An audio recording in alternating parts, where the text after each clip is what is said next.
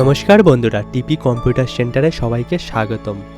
আজকের আমরা এমএস ওয়ার্ডে শিখতে চলেছি বুকমার্ক অপশান।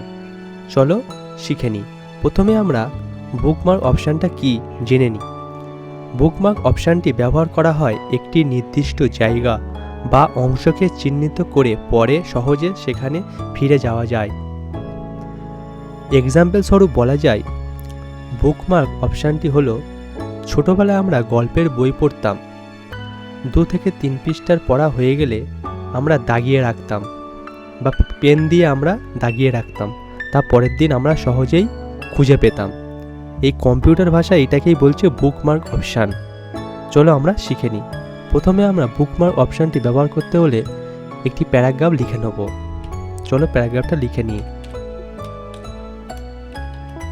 চলো প্যারাগ্রাফ লেখা হয়ে গেছে।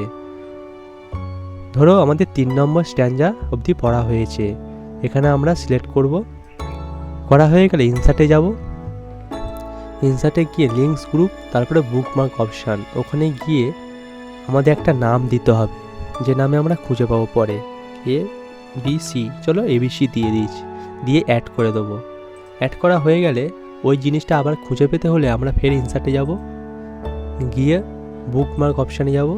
দেখো বন্ধুরা, সেই ABC নামটা লেখা আছে, এটা লিখে গো টু অপশান আছে। এই গো টু অপশানে ক্লিক করলেই দেখো বন্ধুরা, দেখো সেই সিলেক্ট করা জিনিসটা চলে এসেছে, যা নিউ থিম। এই অবধি আমরা পড়েছিলাম।